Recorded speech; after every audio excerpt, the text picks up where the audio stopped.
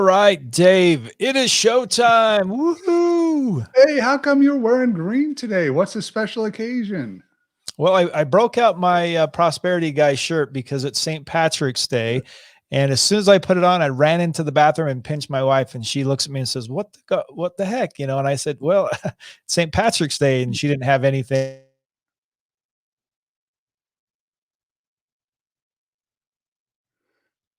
I am having you frozen on this end. Oh, All you right, froze. I'm back. I'm back. Yes. So So anyway, you got the pinch in, and you're one up today, huh? yeah. So thanks. Because of that, I got a green shirt finally. Out of all my orange, I finally have a green. Well, that's good. Yeah, for us people that are buried in tax season and doing retirement planning, you forget there's ever holidays from about January 15th to April 15th. Yeah, exactly.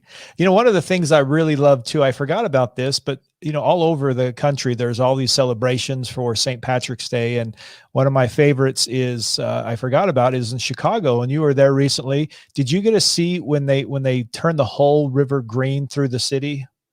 No, I didn't see that. Yeah, I didn't see that at all. When I was in Hot Springs this weekend, they had made their fountains all green. And I guess up until like a year ago, they had the shortest St. Patrick's Day parade. They've got one little tiny street, and somebody else now has gone out and beat them by like a foot or two for the shortest St. Patrick's Day parade. But they were all getting ready and getting excited for it.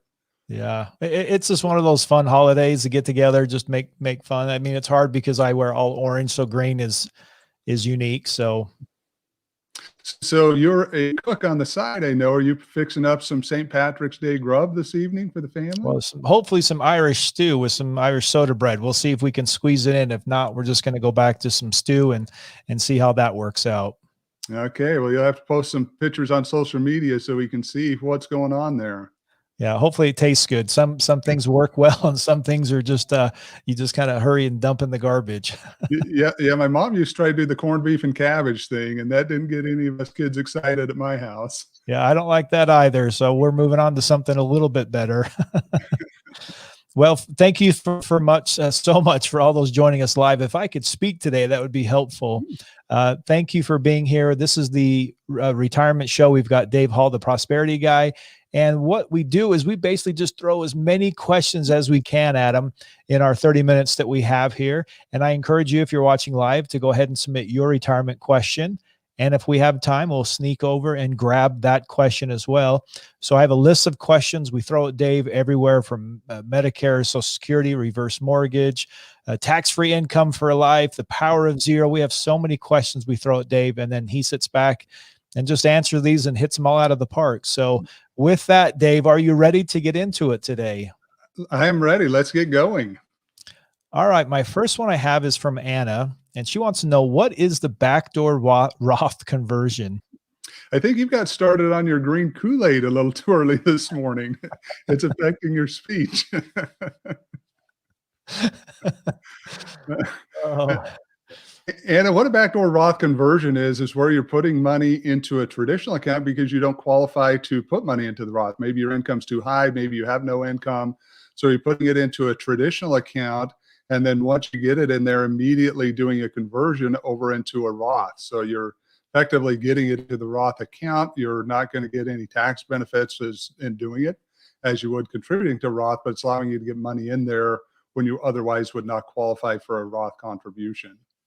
So Dave, when is a good time for somebody to look at a backdoor Roth conversion? And because this is probably new to a lot of people, so we want to be able to help them understand this a little bit.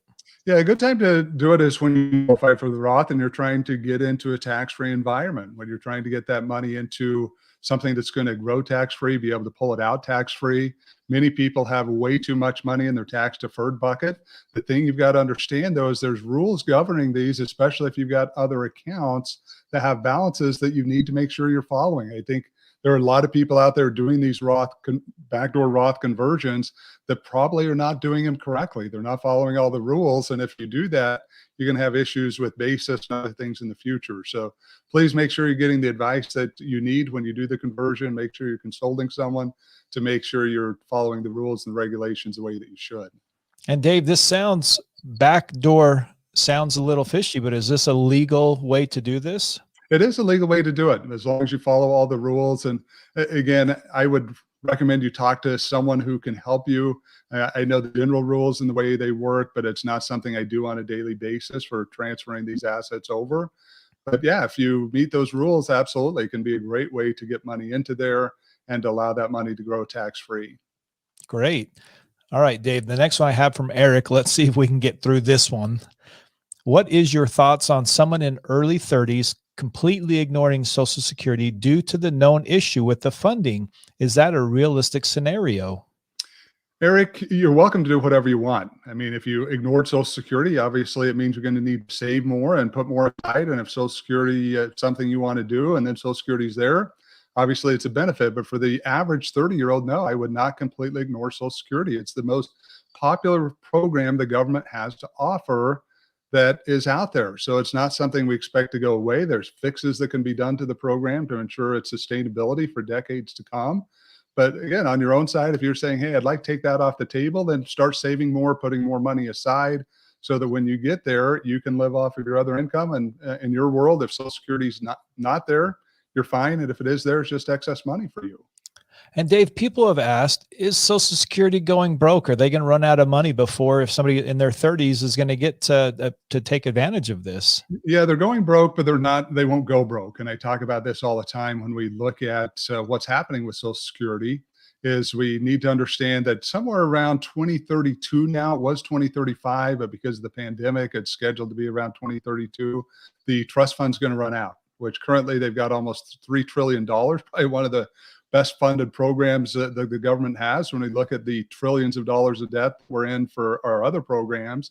But somewhere around 2032, we're going to run out of that money and they're going to have to fix it. Now, 80% of the benefits could continue to be paid, but the expectation is that they'll make adjustments and changes. And yeah, for a 30-year-old, program's probably not going to look exactly like it does now. You're not going to probably be able to get benefits at age 62, maybe 64, 65. You may not have full retirement age at 67. It may be 69 or 70. But those are fixes that can be done. There'll be increased taxes to help stabilize the program, and we'll get ourselves where we need to be so that program can continue to be a benefit for those that need it, which is unfortunately right now, the majority of America is using it as a main source of their retirement income. And Dave, why was Social Security created and when was it created? Yeah, it was created back in 1935 as part of the New Deal with America from Franklin Delano Roosevelt. And there were two main reasons. It was an insurance against living too long. The average life expectancy was 62 at the time. You couldn't get benefits until age 65. And it was also a way to help eliminate poverty for retirees. At the time, over 50% of retirees were living below the poverty level. Now we've got less than 10%. So it's really done its job. It has turned into an expensive retirement program from an insurance program. But that being said, it's been well funded for years. They've been able to make the changes, and it's been able to help retirees live a much better retirement life. All right, Dave, I have a couple of questions coming in. One I'm going to throw at you first is from Rick. What is the difference between a Roth conversion and a backdoor Roth conversion? Rick, the best way to explain this is a Roth conversion is when you're taking money just automatically out of your traditional account. So you've got your traditional IRAs, maybe you've got a 401k that you're going to roll money over into from the traditional account into a Roth. Backdoor is requiring you to make that an initial annual contribution. So you're putting the money into the traditional account as your annual contribution, and then you're immediately converting that money over into the Roth account. So one's new money coming in, the other one's existing money that you're just rolling over, but they have the same effect. And great question, Rick. If you have any other follow-up, please let us know. We'll go ahead and get that answered. Dave, I want to jump over to the next one we have coming in from Jamie. Some at my company forego pension survivor benefits and instead take a higher pension and buy term insurance to cover the lost survivor benefits. What are your thoughts? And is term versus index universal life the way to go? Jamie, let me try to answer this. I'm a little confused about the first part of the wording of this question. But when you look at the term insurance, one of the things you got to understand, when you're going to need term insurance the most is when you're not going to be able to afford it anymore. When you take term insurance policies, less than 2% of those policies are ever paid out. I mean, it's a horrible, when you look at it at a return on investment, say, okay, 2% of America, and really it's even closer to 1, is all that's getting these benefits. Well, why is that the case? Because when you can afford it, most people are going to continue to live unless you are in a position where you die during your early years. So I'm not a huge fan of doing something like this, because by the time you get into your 80s or 90s where you're going to pass away, that term insurance, you'll never be able to afford it. So you'll end up just letting it go, and you'll die having no insurance. So when I look at the benefits of universal index, universal life compared to term, again, what are you trying to accomplish? For a retirement tool, for a growth tool, for a tax strategy tool, for a long-term care tool, for a transfer of assets tool, and for just the fact that you're going to get benefits off the policy, I'm all for index universal life. But if you're in your early years and working through trying to provide for a family, that if you were dying in your 20s or 30s and leave maybe a husband or a wife with kids that are figuring out how to take care of themselves, then yeah, term insurance can be a cheap way to go and a good option. But to look at it for retirement, I would never recommend it, because again, you just don't realize how expensive insurance gets once you get to your late 70s, early 80s, and into your 90s. Great. And Jamie, if that didn't answer your question, go ahead and also submit a follow-up if there's something else we need to clarify for that as well. And again, thank you for the questions that are coming in live. If you're here live, please go ahead and submit your questions that we can throw at Dave here, because I like to just throw every single thing I can at Dave to just help him and learn from him and all the great stuff he's doing. All right, Dave, let's see if we can jump down to my next question here from Michael. If ex-spouse is married again, but was married to me for over 10 years, can she still collect Social Security on me? Possibly. Yeah. So it all depends upon when she got remarried. If she ended up getting remarried after she reached age 60, then yeah, she'll be able to take the higher of three benefits. She'll be able to take the higher of your benefits from having been married to you. She'll be able to take her benefits or the new spouse's benefits. So whichever of those three are higher. Now, if she got married remarried prior to age 60, you're off the table unless she gets divorced again. Now, all that being said, Michael, realize that you're not losing out on any benefit. So even if an ex-spouse claims, you're not losing out on benefits, your new spouse isn't losing out on benefit, nor are any of your beneficiaries if you got young children or parents who may be able to get benefits off your work record. But yeah, it's all based upon that age 60 and whether or not they got remarried before or after that. And Dave, how long do you have to be married or divorced before all this can take place? Yeah, so there's a couple of rules that you've got to be aware of. One's the 10-year rule. So you had to have been married for at least 10 years. Didn't have to be consecutive. You could have gotten married for 6 years, got divorced, and then got remarried for 4 years and got divorced again, and you would meet the qualifications. But then there's also one depending on when you want to be able to take those benefits. Now, if you have been divorced for more than 2 years, the divorced spouse can claim on the work record of the other individual, even if that other individual has not started claiming their benefits yet. So there's some rules, a 10-year and a 2-year. You just got to look at what you're trying to accomplish and figure out if you need to worry about the 2-year, the 10-year is going to apply to everyone. Great. And Dave, I have a follow-up, it looks like, over here from Jamie. They said the cost of insurance is supposedly cheaper than the pension reduction that occurs when you include pension survivor benefits. I hope that clears it up. Okay, so I think I'm guessing what I'm understanding is happening here is you're looking at a pension and trying to spread that over a couple of lives. So when that happens, you are taking a lower payment, and they're saying, hey, well, if I just go ahead and buy term insurance and use that insurance as the benefit that I'm going to then transfer over as a asset to my spouse when I pass away, instead of them getting the remaining survivor benefits, is that a better option? Jamie, I would have to run the math on that, and I think you should too. I believe you and I are supposed to have a meeting. We had some issues on Monday that I was out of town, and somehow my calendar was open and we were unable to get together, which I sincerely apologize for. But there's some numbers that need to be run on this to really figure this out, because again, on a term policy, if you're looking at a $500,000 term policy that you're continuing to have to pay into your 90s, I don't see how that math's going to work. Now, if you can use a permanent policy where you can allow the cash value to grow, I see that possible option, but there does have to be math done on the reduction. and the amount that insurance is going to cost you based upon your health and what the insurance company is going to offer you in a contract to allow you to get access to those insurance benefits. Great. And Jamie, I hope that helps there, was able to answer that question. If not, again, we're here for a little bit, so go ahead and submit your question. Dave, we also got your good friend Jeff jumping on saying hello from Florida. It sounds like he's in a warmer place than I always am. Yeah, I'm going to get it rubbed in my nose, I'm sure, here in a couple hours. We have a phone call here in a couple hours. So we'll have him on the East Coast with Corey, and we'll have Brian on the West Coast, all enjoying sunny weather. And I'm here in the middle of a thunderstorm, and you just had snow the other day. So I feel like I get snow every other day right now. I also have Rick commenting again. He said, in moved funds from an old employer, 401k to a traditional IRA, and then converted it to a Roth. Is that a backdoor conversion? Did this create a basis problem? Rick, no, that is not a backdoor conversion. So any transfer from existing accounts to even new accounts. So if you add existing assets, that's just going to be a regular conversion. So no basis problems, no issues. You're going to be able to do that transfer as you've done it, have no problems in going forward. Now you will have a 5-year waiting rule on anything that any of the growth that you're going to have inside of there that you'll be subject to without being able to pull the money out.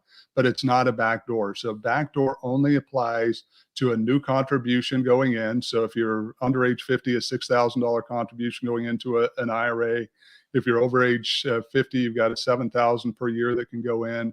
That would then be what would be the backdoor conversion. You'd take that amount and then flip it immediately into a Roth account. And great. Sorry about that. I slaughtered Rick's question there too. I saw some other parts he had where he fixed that. So that's my fault. But Rick, thank you so much. It's the green Kool-Aid, I'm telling you. You got to get off the Kool-Aid. Yeah. Well, it's only 10 a.m. here, Dave, so I'm trying. Well, again, thank you, Rick. And for those who are submitting your questions and for commenting and letting us know where you're watching from, letting us know that you're part of this. And if you're watching on replay, again, you can submit your questions at theprosperityguy.com. And just like all of these questions, we'll get them added to the mix for next week. And because we're, again, always here on Wednesday at 11 a.m. Central Time. And we're so grateful for you that are joining us.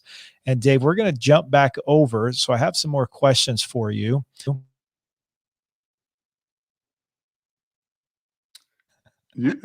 Oh, welcome back. I promise there's no green Kool-Aid. It just comes today. Rick brought up, and we were talking a little bit here about 401ks. I'm going to bring up a couple questions on this topic now. So we'll jump over to Melanie. Does Roth IRA contributions now make sense instead of 401k for those in the current high tax bracket? Melanie, it's all a matter of math. And I wish I could say it was this simple that we could just say, yeah, it does make sense. But what you want to do is remember, we've got 3 buckets: taxable, tax deferred, and tax free. We want the perfect amount in each of those buckets. And there is a mathematical amount that you want to have in that traditional 401k tax deferred bucket. So depending on how much is already in there, depending on where your income levels are now versus where they would be in the future, yeah, Roth IRAs can be a great thing. And you're seeing it more and more. I look back to a couple of years ago, CR, when we really actively started teaching CPAs. Very few people were out there talking about Roth conversions. Very few of the top educators were saying anything about taxes. Well, now every one of them has jumped on the bandwagon, and that's all they talk about anymore. It's very interesting to see that. I just see that the presentations we give repeated and repeated by people that have been in the industry forever that are now changing their tune. So that is something that's become more popular, which I think is great. The more we can educate people, the more people make the right decisions. But it's going to require some math to be able to make sure you're doing it at the right levels. And also, one of the things you've got to realize too, with the 401k, you've got a much higher contribution limit than you do a Roth IRA. So you've got to take that in consideration. And 2, does your 401k have a Roth option? Hopefully it does. If not, your plan can be amended to include it. We've had clients that have gone back to their employers and talked to them, and they've amended their plans to allow for Roth because they're getting more people trying to get these plans put in place. But there's multiple options that could happen. And again, it'll all come back down really to the math and the way it works out from your plan. And Dave, with this one, I have one more follow-up from Timothy on 401ks. He's asking, is a regular 401k in the tax deferred bucket or the tax free bucket, as you're talking about these three buckets? Yeah, Timothy, it is in the tax deferred bucket. So this is that bucket that I talk about, that where I refer to it as a loan from, comparing it to a loan from a bank, that you're going in and you get the approval that you need $100,000 to pay for various things. And the banker tells you how excited they are to be able to give you this loan. And then you ask what the interest rate's going to be. And they say, oh, don't worry about that. 5, 10 years from now, when you decide to pay it off, we'll let you know what you're going to have to pay, and we'll go ahead and settle everything up at that point. Well, I don't know anyone that's taking that loan when we have no idea what the future interest rate's going to be. But that's exactly what we do with our tax deferred bucket. We put the government, our silent partner, in a position to tell us at a future date and time, when we may have no ability to overcome the effects of it, to tell us what that tax rate's going to be. And we're going to be subject to whatever it is, based upon the laws and the rules governing our taxes at that time when we start pulling that money out. And Dave, we've talked about these tax buckets here. Can you go through and just tell me these three buckets and maybe explain a little bit about what this is? Because now you've talked about them, but let's just go into just a quick talk about it. Absolutely, CR. The first one we want to look at is the taxable bucket, and that's where you've got income coming in that you're getting a 1099 or some type of IRS reporting every year, letting you know that you've got to put it on your 1040 tax return. And you want about 6 months of basic living expenses inside that bucket, because that's your emergency fund. If you overfund it, what we find is you subject yourself to sequence return risk or even inflation risk. If you underfund it, you have an emergency. Oftentimes you have to completely disrupt the rest of your retirement to be able to solve that emergency. So we want about 6 months. The tax deferred, it's going to vary based upon other income that you have, depending on how much Social Security you've got coming in, whether you have a pension. For many people, it's going to fall right around about $250 for a single person, about $500 for a married couple. And again, there's math behind this. We can calculate the appropriate amount that should be in there using mathematical calculations. But there's a perfect amount to be in there. And the reason is, CR, because when you take that money out, you want to be able to use your standard deduction to be able to offset it. And you don't want to create provisional income. If you get the mathematical right amount, you got the money going in and you never paid tax on it. Now you got it coming out and you've never paid tax on it. So it becomes the ultimate win in tax planning.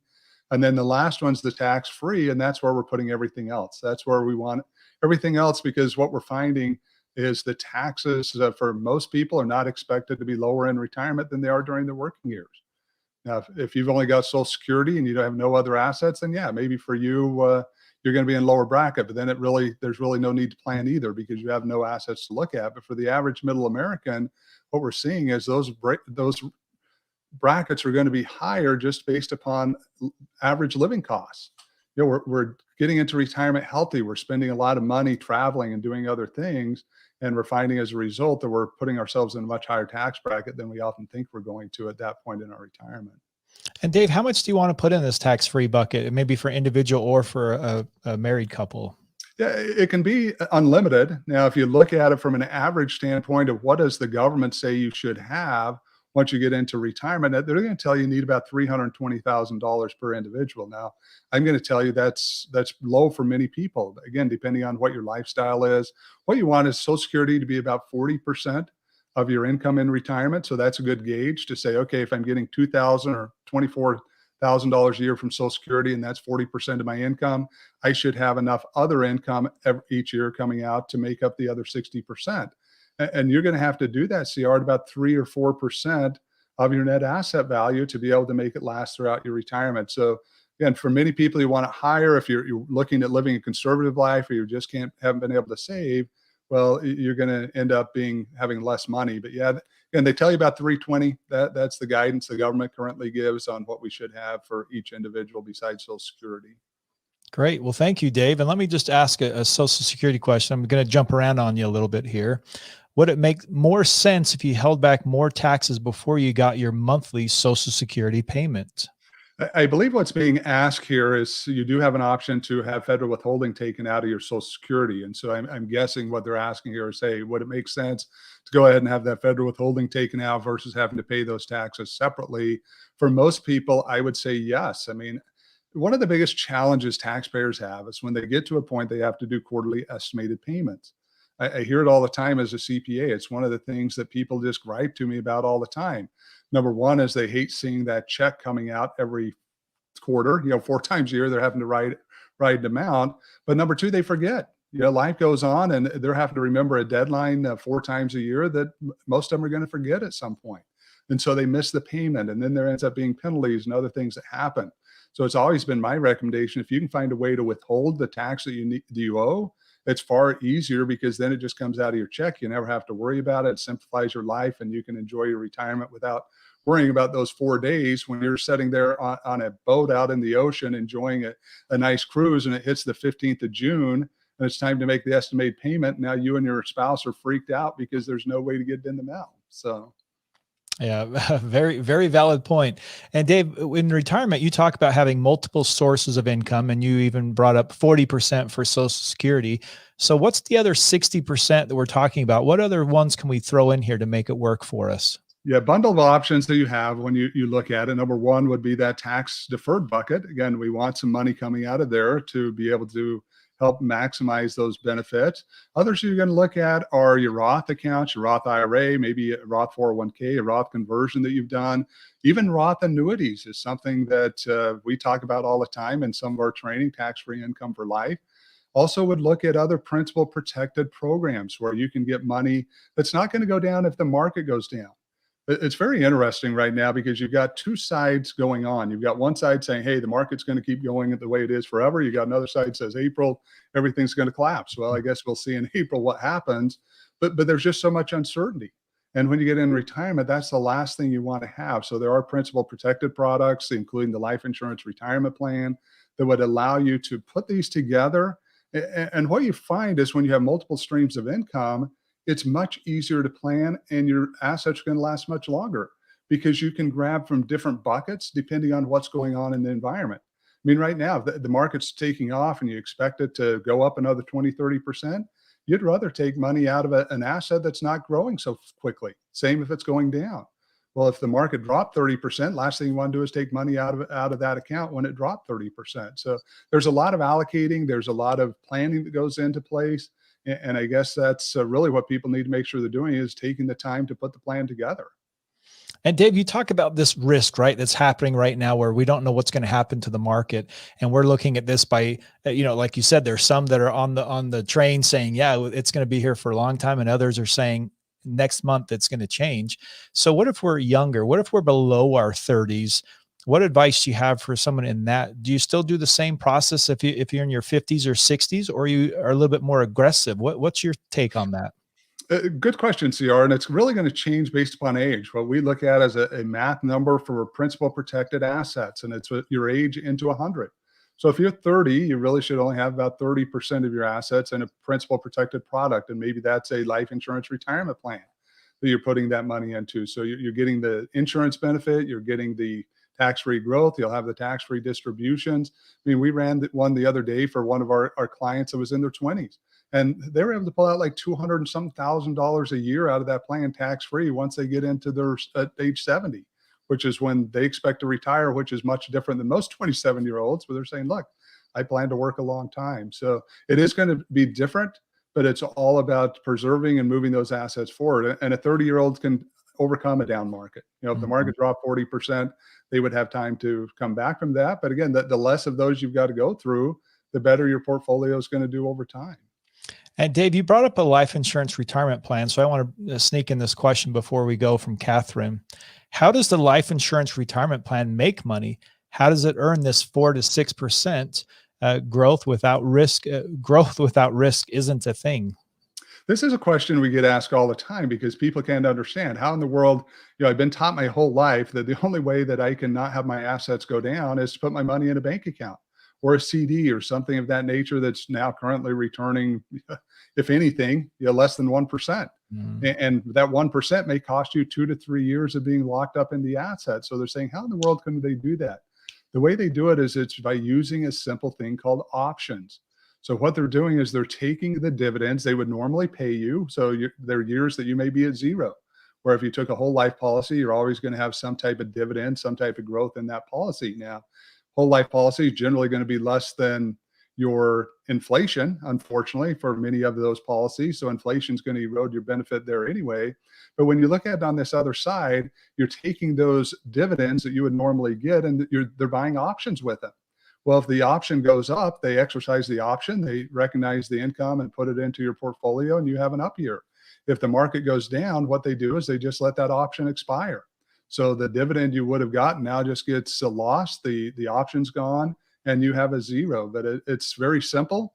They all have different processes and different indexes that they use for investing in, but it's a very effective way to be able to get a good return, anywhere from 4 or 6. I mean, we've got some principal protect products that are doing 7 or 8 right now, in a market that if it dropped 40% tomorrow, you'd still be at break even. Dave, the one thing I like with this is as you're a retirement risk consultant, when she puts on there, growth without risk isn't a thing. I'd like to get your take on that also. Yeah, in most situations, you're exactly right. And it's what we've been told our whole lives. When you look back and you look at the investment portfolios we've had, and why is that? The biggest reason is because the brokerage industry is so big. You know, every dollar you put into a life insurance policy affects their bottom line, their net income. And so the last thing they want you to do is take money out of the market and to protect yourself, to use these type of assets. So when we look at it, we've got to understand that it does exist, but it's going to require you to, you know, in this situation, you're going to have to buy life insurance in order to allow it to happen. Now, you could use an annuity and accomplish the same thing. And you need to understand the annuities today are not the annuities of your parents. If you had a bad taste in annuities, which I know many people do, you need to get over that, because today's annuities are nothing like what you believe them to be. And how do I know that? Because I talk to people all the time, and you ask them, hey, what does an annuity mean to you? And they tell you all the things that they used to be. And it's like, well, what if it did this, this, and this? Well, wait a second. How does annuity do that? How does that work? And so you've got to look at these things and realize that it can exist out there. But again, it's through life insurance companies. Their success comes from managing risk. And the cool thing about most life insurance companies, they're on both sides of the coin. If you've got life insurance, they want you to live forever, because until you end up passing away, they don't have to pay out. If you've got an annuity, they hope you die tomorrow. They hope you get up in the morning, you're not fogging the window, you pass out and you're gone. So they're insuring both sides of that. And by being able to do that, they're able to provide returns with no risk, to be able to allow you to take advantage of their structure. And Dave, like always, thank you so much for answering all of these questions. We are over time, but thank you for being here. Thank you for answering. And for those who submitted your questions live, thank you so much. And those on replay, again, submit your questions at theprosperityguy.com. Now, Dave, if somebody heard this and they said, wow, I totally need help, I need planning, how can they get a hold of you to be able to get some planning going? Let me provide 2 recommendations. Number 1, I would recommend for all of you to get signed up for our Changing World of Retirement class. If you're serious about changing your retirement, it's a 4-hour class. We take a deep dive into the retirement topics we talk about here on the show, the various webinars. The next one is the 25th of March. So we're looking at next week.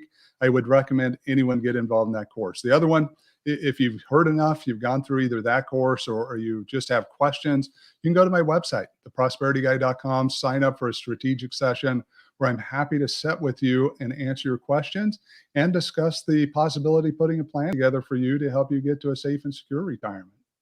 Awesome. Well, happy St. Patrick's Day, everyone. Again, get your green on. I've got my Prosperity Guy shirt on, so I was avoiding any pinches today. I'm not going to go back and get any more green Kool-Aid this morning, but I'm going to be able to be present here next week. But Dave, thank you so much for being here and for answering all of these awesome questions that we continually get. You're welcome. And again, everyone, thank you so much for being here, and we'll see you guys again next week.